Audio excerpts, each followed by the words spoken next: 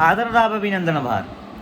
मैं अरुण सिंगला मानसा पंजाब से हमारे यूट्यूब चैनल पे आप सभी का बहुत बहुत स्वागत करता हूं। दोस्तों, जैसा आप सभी को पता है कि 7 सितंबर को ऑडिशन शेड्यूल किए गए हैं फॉर जूनियर्स एंड 14 को ऑडिशन शेड्यूल किए गए हैं फॉर सीनियर वंस। तो उसके लिए दोस्तों मैं आपको बता दूं कि बहुत से डाउट्स मेरे पास आ रहे हैं। वो सारे डाउट्स आज के इस वीडियो में हम लोग क्लियर करने वाले हैं। जो डाउट नंबर 1 है वो आ रहा है सबसे पहले तो जूनियर के रिलेटेड कि देखिए, मैं फिर से कह रहा हूँ क्योंकि जूनियर का अभी पास है। सबसे पहले जूनियर की बात करेंगे, साथ ही साथ बीच में हम बात करेंगे सीनियर्स वाले की भी। लेकिन सबसे पहले जूनियर के जो डाउट हैं वो देखते हैं कि सर एक तो हमें कॉल आ गया क्या, लेकिन ईमेल या एसएमएस नहीं आया, क्या हम इतनी दूर जाएं? कोई कह रहा है कि मैं पंजाब से हूँ, कोई हरियाणा से हूँ या कोई ऐसी स्टेट से हूँ जहाँ से मुंबई काफ़ी दूर है। क्या सर इट इज़ कंपलसरी कि हम वहाँ पे जाएं? देखिए, मैं आपको क्लियर कट बता दूँ, जो तो केबीसी में एक्चुअल में जाना चाहते हैं और जिनको कॉल आ गया है उनको ऑडिशंस के लिए डेफिनेटली जाना चाहिए। एक बात में सारी बातें ख़त्म हो जाती हैं। दूसरी बात, जिन लोगों को एसएमएस या ईमेल नहीं आया, मैं उनको बता दूं क्लियर कट वे में कि इस बार एसएमएस या ईमेल इस बार कभी अभी तक किसी को किया नहीं गया है। हो सकता है कल ईमेल या एसएमएस आ जाए, लेकिन अगर आपको कॉल आया है, कॉल में आपको वेन्यू, आपके चाइल्ड के डिटेल्स वगैरह बताए गए हैं, तो आप डेफिनेटली उस बात के लिए एलिजिबल हैं कि आप वहाँ पे जाके ऑडिशंस दे सकते हैं।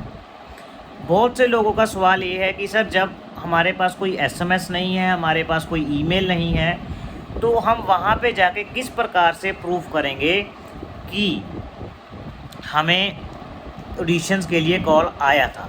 देखिए, केबीसी सबसे पहले तो इतना बड़ा मंच है, इतना बड़ा उनका स्टाफ है, इतनी बड़ी उनकी टीम है, इतना बड़ा उनके पास सॉफ्टवेयर है, सब चीज़ें उनके पास हैं, तभी तो इतना बड़ा शो चल पा रहा है। अगर आपके पास ईमेल या एसएमएस नहीं आया तो ये बात उनको भी पता रहेगी कि हमने ईमेल या एसएमएस नहीं किए तो ही तभी इनके पास नहीं आया। और दूसरी बात, अगर उन्होंने किसी बंदे को कॉल किया है तो डाटाबेस में with name and all the details जो हमने at the time of registration डाले थे सोनी लिव पे या व्हाट्सएप के थ्रू किसी भी जगह पे, वो उनके पास अवेलेबल रहते हैं।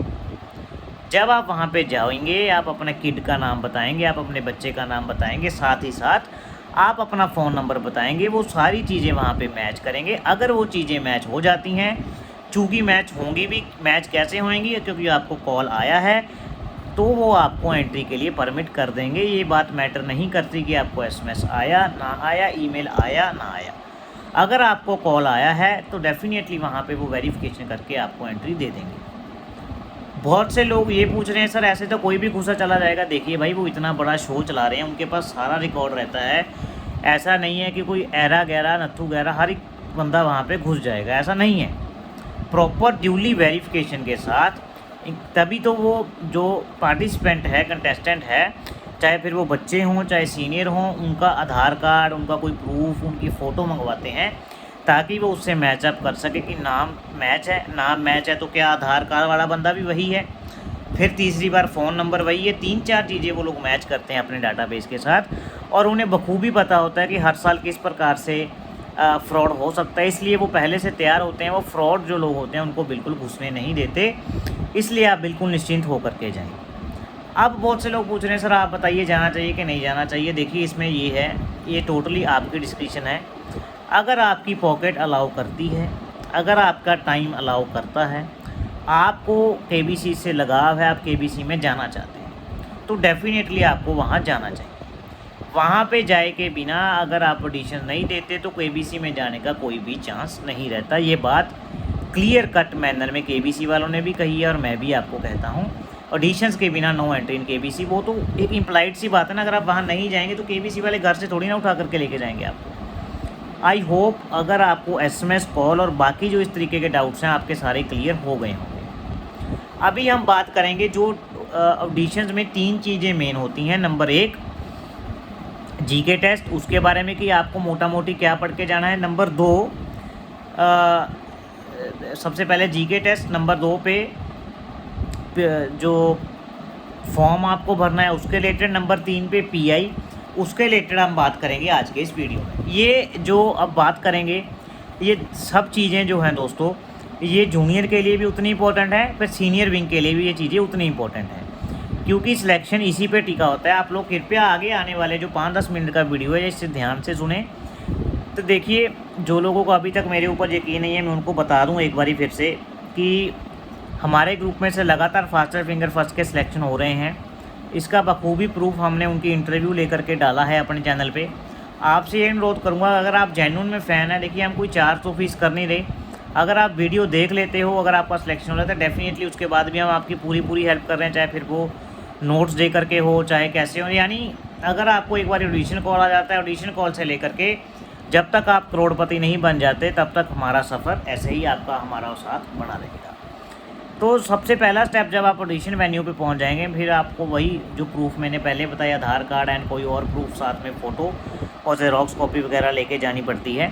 ये सब चीज़ें आपको वहाँ लेके जानी है।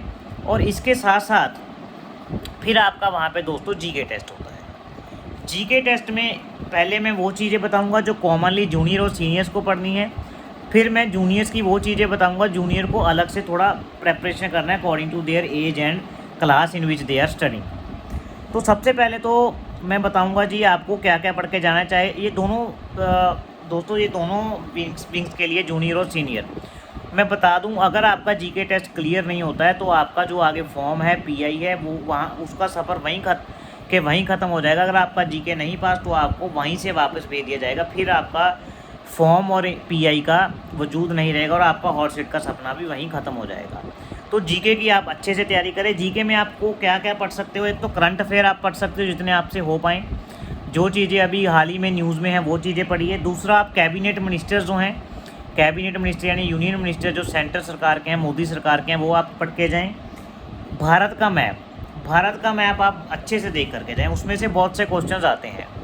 अगर आप पेपर में बैठोगे तो पेपर में पिक्चर बेस्ड प्रश्न भी आते हैं, जैसे मैप पे आ गए, कोई एक्टर का आपको चेहरा दिखा दिया, कोई एक्ट्रेस का चेहरा दिखा दिया, कोई मोनोमेंट का आपको पिक्चर दिखा दिया कि कौन सा मोनोमेंट है, कोई फेमस पर्सनैलिटी का आपको चेहरा दिखा दिया, उस पे ऊपर भी क्वेश्चन जो हैं आते हैं। Number 1 current affair, number 2 cabinet minister, number 3 India का मैप। इस इंडिया के मैप पे हमारे चैनल पे भारत को जानो सीरीज़ अवेलेबल है दोस्तों। इसके हमने काफ़ी एपिसोड डाले थे, आप लोग वो देख लीजिए, आपको पूरी इन्फॉर्मेशन वहाँ से मिल जाएगी। मुझे इतना भरोसा है, अगर मैप पे या भारत को जानो पे भारत के ऊपर उसी रिलेटेड कोई क्वेश्चन आता है, वो हमारी वीडियो से बाहर नहीं जाएगा। ये आपके साथ डेफिनेटली वादा है। आप डेफिनेटली वन टाइम एटलीस्ट वो वीडियो से गो थ्रू हो जाइए। फिर इसके बाद पर्सन, जो भी आजकल पर्सन न्यूज़ में है, सपोज़ वो कोई स्पोर्ट्स पर्सनैलिटी हो, वो चीज़, कोई ऐसा बंदा हो जो प्रसिद्ध अदाकार हो, कोई स्पोर्ट्स से जुड़ा हो, या कोई ऐसा मिनिस्टर हो जिसका हाल ही में कोई निधन हुआ हो, या किसी ने ऐसा जैसे कोई स्पोर्ट्स में कोई अचीवमेंट किया हो हाल ही में, ऐसे क्वेश्चन आपको प्रिपेयर करके जाने हैं। स्पोर्ट्स में आप क्रिकेट पढ़ सकते हो, आईपीएल पढ़ सकते हो, वमेन प्रीमियर लीग पढ़ सकते हो, अभी हाल ही में जो एशिया कप होने वाला है उसके बारे में आप पढ़ सकते हो, अभी जो तेंदुलकर एंडरसन स्टोरी होकर के गई उसके बारे में पढ़ सकते हो, आईपीएल में ऑरेंज कैप, पर्पल कैप, ऐसी चीज़ें आप लोग पढ़ सकते हो। फिर प्लेसेज न्यूज़, जो हाल ही में प्लेसेज जगह न्यूज़ में थी, चाहे फिर वो मोदी जी ने कोई ऐसी प्लेस इनोग्रेट की हो, हाल ही में कोई मंदिर वगैरह न्यूज़ में हो, कोई मोनोमेंट्स न्यूज़ में हो, कोई टाइगर रिजर्व ऐसा हो जो न्यूज़ में हो, इस प्रकार से आपको वो चीज़ें भी पढ़ लेनी है, ट्राई करना है पढ़ने का। इसी के साथ साथ दोस्तों, अगर मैं बच्चों की बात करूँ, ये चीज़ें तो होगी बड़ों के लिए भी और सबके लिए हैं, लेकिन पढ़ाई जितनी करो दोस्तों उतनी कम है। लेकिन फिर भी बच्चों के लिए ना थोड़ा फ़र्क रहता है, क्योंकि बच्चों को जानकारी लिमिटेड होती है, क्योंकि हर एक बच्चे का एज ग्रुप अलग है। इस वजह से वहाँ पे पेपर भी अलग तरीके से डिज़ाइन किया जाता है। जैसा कि सुनने में आ रहा है, उन्होंने 2 विंग्स डिवाइड कर दिए हैं, 7 से 11 साल एक ग्रुप में बच्चे कर दिए हैं, 11 से 15 साल के ग्रुप में दूसरे विंग के बच्चे कर दिए हैं। यानी उस हिसाब से वो क्वेश्चन डिज़ाइनिंग करेंगे जो 7 से 11 साल बच्चे सॉल्व कर पाएँ और 11 से 15 साल वाले बच्चे सॉल्व कर पाएँ। उसी हिसाब से उन्होंने वो इंटरव्यू भी शेड्यूल किया है, या वहाँ पे पीआई वगैरह भी शेड्यूल किया है। बच्चों को अलग से क्या क्या पढ़ना है, एक तो जो उनके सब्जेक्ट्स हैं उनकी स्पेसिफिक क्लास के हिसाब से, मान लो 6ठी में है, 7वीं में है, 4ठी 5वीं में, जिस भी कक्षा में वो पढ़ रहे हैं उसके सब्जेक्ट्स, मेनली सब्जेक्ट्स कौन से हैं, साइंस और उनकी कोई स्पेशल ऐसी नॉवेल्स हो जो उन्हें क्लास में पढ़ाई जा रही हो, साइंस नॉवेल्स हो गई, और इसके बाद एसएसटी यानी सोशल साइंस के जो सब्जेक्ट्स होते हैं वो, और साथ ही साथ अगर उन्हें कोई पॉलिटी का कोई छोटा मोटा पार्ट है, सब्जेक्ट है, वो चीज़ उनको पढ़ के जानी है। फिर इसके बाद जैसे कोई देश की कैपिटल्स हो गई, या जिस स्टेट में वो रहते हैं वो उस जगह की कैपिटल पढ़ के जानी है। जैसे उनको पूछे, फिर कार्टून्स जो बच्चे होते हैं उनको जैसे कार्टून्स हैं या जो एनिमेशन सीरीज़ वगैरह हैं, इनके ऊपर भी प्रश्न आते हैं, क्योंकि अक्सर बच्चे ये चीज़ें देखते हैं। कोई एनिमेटेड आपकी कॉमिक्स हों, कोई नॉवेल्स हों जो आजकल मशहूर हों, उसके ऊपर आपको पढ़ के जाना है। जैसे उनसे पूछ लिया जाता है रंगों का त्यौहार कौन सा है, जिसमें पटाखे जलाए जाते हैं, श्री रामचंद्र जी के साथ जुड़ा त्यौहार कौन सा है। इसी के साथ साथ आपको पूछ लिया जाता है जैसे प्लैनेट्स के ऊपर। अक्सर देखा गया पिछली बार जब अगर आपने देखा हो जूनियर, तो हर एक बच्चे को स्पेस से रिलेटेड सवाल बहुत आ रहे थे कि रेड प्लैनेट कौन सा है, सबसे करीब सूर्य के प्लैनेट कौन सा है, सोलर सिस्टम के ऊपर, गैलेक्सीज़ के ऊपर बहुत सारे सवाल आए थे उन्हें। फिर ऐसे ही उनको मूवीज़ के ऊपर भी सवाल पूछे ले जाते हैं। हो सकता है कई बार मूवीज़ बच्चों से रिलेटेड हो, उसके ऊपर ज़्यादा सवाल आते हैं, या जो चीज़ ऐसी उनको, क्योंकि उनको पता होता है कि बच्चों का दायरा कितना है। तो मैं ये नहीं कह रहा कि आप उनको ऐसी चीज़ें पढ़ाएं जो बड़ों को पढ़नी चाहिए, उनको बच्चों के हिसाब से ही पढ़ाएं, लेकिन चीज़ें सब वही रहती हैं। जैसे करंट अफेयर हो गए, मूवीज़ हो गई, स्पोर्ट्स हो गई, त्यौहार हो गए, लेकिन लेवल फ़र्क हो जाता है। बड़ों के लिए वो लेवल बढ़ जाता है, बच्चों के लिए वो लेवल कम रहता है। इसलिए जो चीज़ें मैंने आपको वीडियो में इंक्लूड की वो सब पढ़ाएं, लेकिन ध्यान दें अगर वो बच्चों के लिए हैं तो उसे उनके हिसाब से, यानी उनकी क्लास के हिसाब से पढ़ाएं। जैसा आपको लगता है कि इनके लिए इतना इनफ होगा वो उनको पढ़ा दीजिए। और बड़ों की बात करूं, बड़ों के लिए उनको वो चीज़ पढ़नी चाहिए, बड़ों के लिए तो हर चीज़ कम ही कम है, वो उनको पढ़नी चाहिए जितनी वो पढ़ सकें। लेकिन मोटा मोटी अभी 10 दिन का टाइम है उनके पास, तो जो चीज़ें मैंने बताई हैं, करंट अफेयर्स हमने अपने चैनल पे काफ़ी डाले हुए हैं, वो देख लीजिए, और साथ ही साथ भारत को जानो सीरीज़ है वो देख लीजिए, और इसके साथ साथ आपको जहाँ से भी करंट अफेयर मिलते हैं वो आप देख लीजिए। स्पोर्ट्स वाले, मूवीज़ वाले क्वेश्चंस भी वहाँ देखने को मिलते हैं। Sports, movies, mythology, current affair, कोई पॉलिटिक्स से हो गया, 1-2 क्वेश्चन साइंस से आ जाते हैं दोस्तों, 1-2 क्वेश्चन सोशल साइंस से, ज्योग्राफी से रिलेटेड आ जाते हैं। इस प्रकार से लगभग 20 क्वेश्चन जो है वो पूरे हो जाते हैं। पिक्चर बेस्ड क्वेश्चन भी होते हैं, चाहे फिर वो किसी फेमस पर्सनैलिटी का आपको पिक्चर दिखाया जाए, किसी स्पोर्ट्स पर्सन का आपको पिक्चर दिखा दिया जाए, या फिर माइथोलॉजी से जैसे मैंने बताया भगवान राम पे, महाभारत से, इस प्रकार से क्वेश्चन आ जाते हैं। लेकिन मतलब मोटा मोटा 20 क्वेश्चन होते हैं, वो जैसा जो चीज़ें मैंने बताई उसमें से आप कवर अप जितना कर सकते हो एटलीस्ट उतना तो कीजिए। करंट अफेयर पे आप खास ध्यान दीजिए, उसमें से 3, 4, 5 क्वेश्चन डेफिनेटली आते हैं। आई होप आपको सिलेबस के ऊपर ये सारी बातें क्लियर हो गई हैं जूनियर और सीनियर विंग के लिए बहुत। इसके बाद बात करेंगे दोस्तों फॉर्म की और पीआई की। देखिए फॉर्म मैं फिर से कहता हूँ, मैं बार बार दोहराता हूँ, अगर तो आप जीके क्लियर करेंगे तो ही फॉर्म और पीआई का वजूद है, अदरवाइज़ इसका वजूद कोई नहीं रहता। यानी अगर आपने जीके में आप पास नहीं हुए तो आप फॉर्म में भी फेल हैं, पीआई में भी फेल हैं, और फास्टर फिंगर फर्स्ट की इस बार वाली रेस में फेल हैं। फिर अगर आपको भीम या कोई और ये वीक लॉन्च करते हैं उसमें कॉल आता है तो बात अलग है।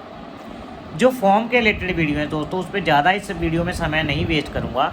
हमने अपने चैनल पे उसके ऊपर पहले काफ़ी वर्क किया हुआ है, उसके लिए मैंने प्लेलिस्ट डाल दी है ऑलरेडी, आप प्लेलिस्ट देख लीजिए, आपसे अनुरोध है।